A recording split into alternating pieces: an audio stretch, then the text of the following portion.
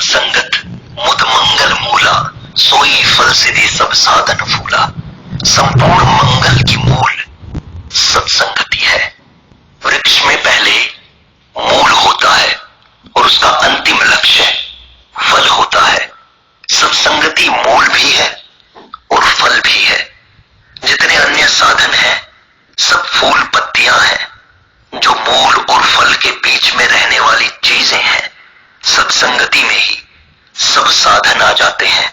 इसलिए सत्संगति की बड़ी भारी महिमा गाई है।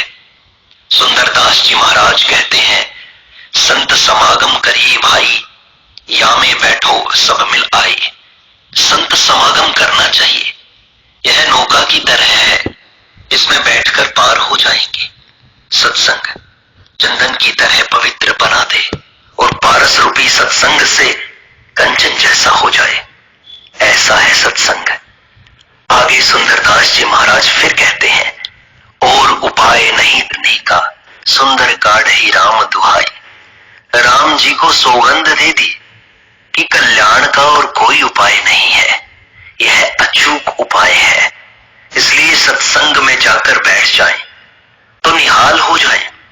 सत का संग करो, जहां भगवान की चर्चा हो, सत चर्चा हो, सत चिंतन हो, सत्कर्म हो और सत्संग हो, तो सत के साथ संबंध हो जाए। बस इससे निहाल हो जाए जीव। जीव को जितने दुख आते हैं सब असत के संग से आते हैं और अविनाशी का संग करते ही स्वतः निहाल हो जाता है, क्योंकि वह भगवान का अंश है। अतः सत्संग से, सत का प्रेम होने से सत्य प्राप्त हो जाता है।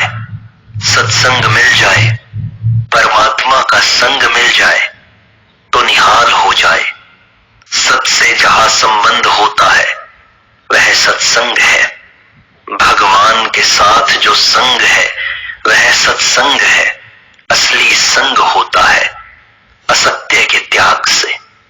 वैसे असत के द्वारा भी सत्संग में सहायता होती है। जैसे सत चर्चा करते हैं तो बिना वाणी से कैसे करेंगे? सत्कर्म करते हैं तो बिना बाहरी क्रिया से सत्कर्म कैसे करेंगे? सत चिंतन करते हैं तो मन के बिना कैसे करेंगे? पर सत्संग में दूसरा नहीं हो, अपने आप ही में मिल जाए, तल्लीन हो जाए। सत्संग, सत्चिंतन, सत्कर्म, सत्चर्चा और सद्ग्रंथों के अवलोकन, इन सब का उद्देश्य सत्संग है। सत की प्राप्ति के लिए असत को दूर कर दे तो सत्संग का उद्देश्य पूरा हो जाए।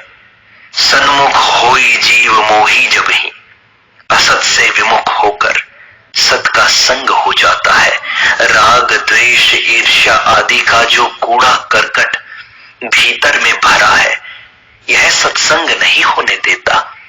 ऐसा मालूम होता है कि मनुष्य चाहे तो इनका त्याग कर सकता है, परंतु फिर भी इसे कठिनता मालूम देती है। कब तक? जब तक पक्का विचार न हो जाए। पक्का विचार करने पर यह कठिनता नहीं रहती। चाहे जो हो, हमें तो इधर ही चलना है, भगवान के रास्ते पर ही चलना है। पक्का विचार हो जाए फिर सरलता हो जाती है। हमारे मन में ईर्ष्या, राग, द्वेष, ये सारे दोष भरे हुए हैं। बहुत से भाई बहन इस बात को जानते ही नहीं, और जो जानते हैं वे विशेष ख्याल नहीं रखते। कई ख्याल करके छोड़ना भी चाहते हैं, इसलिए इसमें सुख लेते रहते हैं। इस कारण राग, द्वेष, ईर्ष्या इत्यादि छूटते नहीं, क्योंकि असत का संग रहता है। सत का संग, सत्संग मिल जाए तो आदमी निहाल हो जाए। जहां सत का संग हुआ वह निहाल हो गया। कारण क्या है? परमात्मा सत है।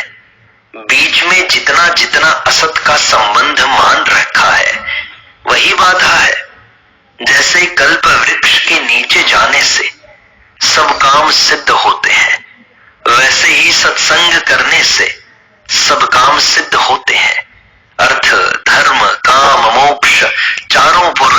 सिद्ध होते हैं।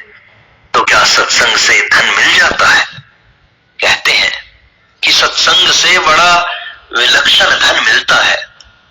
रुपया मिलने से तृष्णा जागृत होती है और सत्संग करने से तृष्णा मिट जाती है।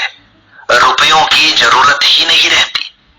गंगा जी में स्नान करने से पाप दूर हो जाते हैं। पूर्णिमा के दिन चंद्रमा पूरा उदय होता है। उस दिन गर्मी शांत हो जाती है। कल्प वृक्ष के नीचे बैठने से दरिद्रता दूर हो जाती है। पर सत्संग से तीनों बातें होती हैं। पाप नष्ट होते हैं, भीतरी ताप मिट जाता है और संसार की दरिद्रता दूर हो जाती है। चाह गई चिंता मिटी, मनुआ बेपरवाह, जिनको कुछ नहीं चाहिए सो साहनपति शाह। सत्संग से हृदय की चाहना भी मिट जाती है। यह बात एकदम सच्ची है। सत्संग करने वाले भाई बहन तो इस बात को जानते हैं। बिल्कुल ठीक बात है। सत्संग से हृदय की जलन दूर होती है। मनुष्य चाहता है कि ऐसे हो जाए, वैसे हो जाए, तो ऐसी बात आती है कि मना मनोरथ छोड़ दे, तेरा किया न होए। पानी में घी नीपजे, तो सूखी खाए न कोई। यद भावी न तद भावी, भावी चेन न तदन्यथा। इति चिंता विषग्नोयम, अगदः किम न पीयते। जो नहीं होना है वो नहीं होगा, और जो होने वाला है वो टल नहीं सकता, होकर रहेगा। फिर ऐसा क्यों आग्रह है कि यह होना चाहिए, वह होना चाहिए? बस हाँ में हाँ मिला दे। सत्संग भी एक कला है। सत्संग में कला मिलती है दुखों से पार होने की। जैसे समुद्र में डूबने वाले को तैरने की कला हाथ लग जाए, ऐसे सत्संग से युक्ति मिल जाए तो निहाल हो जाए। सत्संग में उत्तम विचार मिलते हैं। ज्ञान मार्ग में तो यहां तक कहा है कि धन किस लिए है चाहता, तू आप माला माल है, सिक्के सभी जिससे बने, तू वह महाटकसाल है। उस धन के आगे तू इस धन को क्यों चाहता है? धन ही धन है, परमात्मा ही परमात्मा है, लबालब भरा हुआ है। उस धन से धन्य हो जाओ। परमात्मा का, सत्य का दर्शन यह सत्संग करवा देता है। सत्संग में बस एक ही व्यापार चलता है, भगवान की बात। उसी को कहना, सुनना, समझना, विचार करना, चिंतन करना। भगवान जिस पर कृपा करते हैं उसको सत्संग देते हैं। सत्संग दे दिया तो समझो भगवान के खजाने की बढ़िया चीज मिल गई है। जो भगवान के प्यारे होते हैं वे भगवान के भीतर रहते हैं। यह हृदय का धन है। माता पिता जिस बालक पर ज्यादा स्नेह रखते हैं उसको अपनी पूंजी बता देते हैं कि बेटा देखो यह धन है। ऐसे ही भगवान जब बहुत कृपा करते हैं तो अपने खजाने की चीज संत महात्माओं को देते हैं। लो बेटा यह धन हमारे पास है। सत्संग मिल जाए तो समझना चाहिए कि हमारा उद्धार करने की भगवान के मन में विशेषता आ गई। नहीं तो सत्संग क्यों दिया? हम तो ऐसे ही जन्मते मरते रहते। यह अड़ंगा क्यों लगाया? तो यह कल्याण करने के लिए लगाया है। जिसे सत्संग मिल गया तो उसे तो समझना चाहिए कि भगवान ने उसे निमंत्रण दे दिया कि आ जाओ, ठाकुर जी बुलाते हैं। अपने तो प्रेम से सत्संग करो, भजन करो, स्मरण करो, जप करो। सत्संग करने में सब स्वतंत्र है। सत परमात्मा सब जगह मौजूद है। वह परमात्मा मेरा है और मैं उसका हूं, ऐसा मानकर सत्संग करें तो वह निहाल हो जाए। सत्संग कल्प जन्मों के पापों को नष्ट कर डालता है। जहां सत्संग हुआ कि असत्य नष्ट हुआ। असत्य तो बेचारा नष्ट ही होता है, जीवित रहता ही नहीं। सत्संग अज्ञान रूपी अंधकार को दूर कर देता है, महान परमानंद पृथ्वी को देता है। यह परमानंद पृथ्वी दान करता है। कितनी विलक्षण बात है। सत्संग क्या नहीं करता, सत्संग सब कुछ करता है। प्रसूते सद्बुद्धि, सत्संग श्रेष्ठ बुद्धि पैदा करता है। बुद्धि शुद्ध हो जाती है। गोस्वामी जी महाराज लिखते हैं, साधु समाज रूपी प्रयाग में डुबकी लगाने से तत्काल फल मिलता है। कौवा कोयल बन जाता है, बगुला हंस बन जाता है। अर्थात सत्संग करने से रंग नहीं बदलता, ढंग बदल जाता है।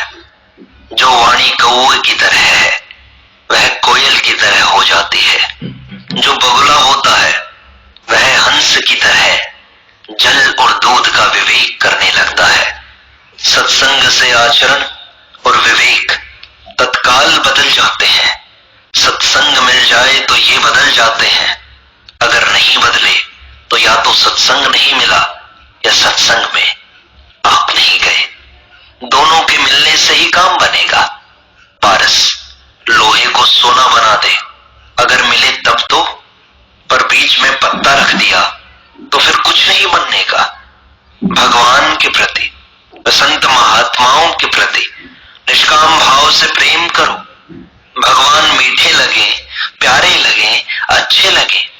क्यों लगे? क्योंकि वे मेरे हैं। बच्चों को मां अच्छी लगती है, क्यों लगती है? क्योंकि मेरी मां है। ऐसे ही भगवान के साथ अपनापन रहे तो यह सत्संग होता है। भगवान हमारे हैं, हम भगवान के हैं। कितनी बढ़िया बात है। एक सज्जन मिले, वे कहते थे कि तीर्थों का महात्म्य बहुत है। गंगा जी अच्छी है, यमुना जी भी अच्छी है, प्रयागराज बड़ा अच्छा है, ऐसा लोग कहते तो हैं, परंतु किराया तो देते नहीं। किराया दें तो वहां जाएं। सत्संग में बढ़िया बढ़िया बात सुनते हैं और परमात्मा के धाम जाने के लिए किराया भी मिलता है। सत्संग में ज्ञान मिलता है और प्रेम मिलता है, भगवान की भक्ति मिलती है। भगवान शबरी से कहते हैं, प्रथम भक्ति संतन कर संगा। दंडक वन था, उसमें वृक्ष आदि सब सूखे हुए थे, उसमें शबरी रहती थी। यहां शबरी को संत संग मिला, यह भगवान की कृपा है। मतंग ऋषि थे, बड़े वृद्ध संत, कृपा की मूर्ति। उन्होंने शबरी को आश्वासन दिया था कि बेटा तू चिंता मत कर, यहां रह। ऋषि मुनियों ने इसका बड़ा विरोध किया, पर संत की कृपा बड़ी विचित्र होती है। धनी आदमी राजी हो जाए तो धन दे दे, अपनी कुछ चीज दे दे, परंतु संत कृपा करें तो भगवान को ही दे देंगे। उनके पास भगवान रूपी धन होता है। वे सामान्य धन के धनी नहीं होते, असली धन के धनी होते हैं। माला माल होते हैं और वह माल ऐसा विलक्षण है कि दाने न वर्धते नित्यम। ज्यों ज्यों देते हैं त्यों त्यों वो बढ़ता जाता है। ऐसा अपूर्व धन है, अतः खुला खर्च करते हैं। खुला भंडार पड़ा हुआ है, अपार, असीम, अनंत, जिसका कोई अंत नहीं है। भगवान का ऐसा अनंत अपार खजाना है। तब एक भक्त ने स्वामी राम सुखदास जी से प्रश्न किया कि महाराज जी, कुछ लोगों को सत्संग करना सुहाता नहीं है, इसका क्या कारण है? महाराज जी कहते हैं, पापी का यह स्वभाव है कि उसे सत्संग सुहाता नहीं। मनुष्य को बुखार आ जाता है तो भूख नहीं लगती, अन्न अच्छा नहीं लगता। अन्न अच्छा नहीं लगता तो इसका अर्थ है कि उसको रोग है। जब पित्त का जोर होता है तो मिश्री भी कड़वी लगती है। मिश्री कड़वी नहीं है, उनकी जीभ कड़वी है। इसी तरह आती नहीं तो इसका कारण है कि उसे कोई बड़ा रोग हो गया। कथा में रुचि नहीं होती तो स्पष्ट है कि अंतःकरण बहुत मैला है। मामूली मैला नहीं, अधिक मैला है। ज्यादा मैला होने पर क्या उसको सत्संग दूर नहीं कर सकता? सत्संग सब मैलों को दूर कर सकता है, पर मनुष्य पास में ही नहीं आता। बुखार का जोर होने से अन्न अच्छा नहीं लगता और मिश्री कड़वी लगती है, कैसे करें? मिश्री कड़वी लगे तो भी खाते रहो। मिश्री में खुद में ताकत है कि वह पित्त को शांत कर देगी और मीठी लगने लगेगी। ऐसे ही भजन में रुचि नहीं हो तो भी भजन करते रहो। भजन करते करते ज्यों ज्यों पाप नष्ट हो जाते हैं, त्यों त्यों उसमें मिठास आने लगती है। सत्संग में ऐसे लोग आए हैं जो रुचि नहीं रखते थे, पर किसी के कहने से आए तो फिर विशेषता से आने लग गए। महाराज जी, सत्संग प्रतिदिन क्यों किया जाए? अरे सत्संग की महिमा क्या कहें। सत्संग तो रोजाना करने का है, नित्य प्रति करने का है, यह त्यागने का है ही नहीं। सत्संग से सांसारिक बाधाएं मिट जाती हैं। कोई बीमार होता है, कोई लड़ाई करता है, किसी को कोई और बाधा लग जाती है। ये सब तरह तरह के सांप हैं जो काटते हैं। उनसे जहर चढ़ जाता है तो वह घबरा जाता है। वह अगर सत्संग में जाकर सत्संग रूपी बूटी सूंघ ले तो स्वस्थ हो जाए, प्रसन्न हो जाए, चित्त की चिंता दूर हो जाए, फिर जाकर संसार का काम करे। काम करते करते उसमें उलझ जाते हैं तो जहर चढ़ जाता है। वह जहर सत्संग में जाने से ठीक हो जाता है। इस तरह करते हुए हमारे जो शत्रु हैं, काम, क्रोध, राग, द्वेष इत्यादि, सब मर जाते हैं। जैसे अन्न जल आवश्यक है, सांस लेना आवश्यक है, उसी तरह सत्संग भी प्रतिदिन करना आवश्यक है। वह तो रोज की खुराक है। सत्संग से बहुत शांति मिलती है, बहुत सी मानसिक बीमारियां दूर होती हैं। सत्संग सूर्य की तरह होता है जो अंतःकरण के अंधकार को दूर कर देता है। महाराज जी, सत्संग से मुफ्त में लाभ मिलता है, सो कैसे? सत्संग से जो लाभ होता है वह साधन में नहीं होता। साधन करके जो परमात्मा तत्व को प्राप्त करता है वह कमाकर धनी बनता है, और सत्संग से वह परमात्मा की गोद में बैठ जाता है। कमाया हुआ धन मिल जाता है। संतों का कमाया हुआ धन मिलता है। गोद में बैठने वाले को कभी कमाना नहीं पड़ता। आज कंगाल और कल लखपति, वह तो जा बैठा गोद में, कमाए हुए धन का मालिक हो जाता है। सत्संग के द्वारा ऐसी चीजें मिलती हैं जो वर्षों तक साधन करने से भी नहीं मिलती। अतः सत्संग मिल जाए तो अवश्य करो। मुफ्त में कल्याण होता है, मुफ्त में। महाराज जी, नाम जप से अधिक सत्संग की महिमा कही है, इसका क्या कारण है?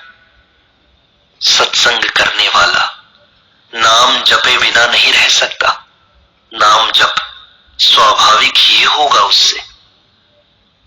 महाराज जी, सत्संग न मिले तो क्या करें?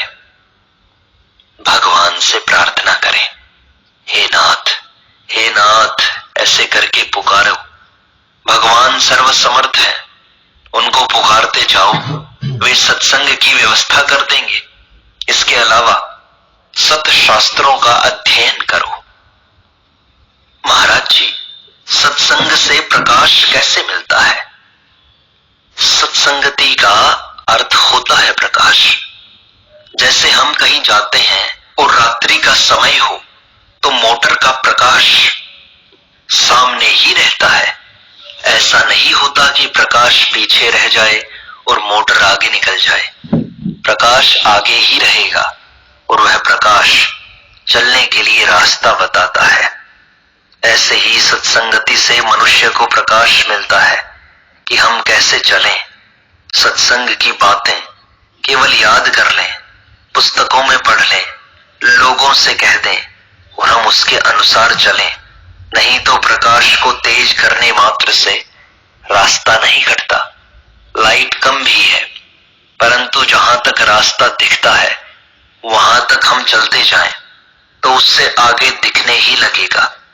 यह नियम है, परंतु एक जगह खड़े खड़े कितनी ही तेज लाइट कर लें, गंतव्य स्थान नहीं दिखेगा। ऐसे ही सत्संगति के द्वारा हमें जो प्रकाश मिल जाए उसके अनुसार अपना जीवन बनाएं, उसके अनुसार चलें, तभी वह प्रकाश सार्थक होता है। जीवन न भी बनाएं तो भी यह प्रकाश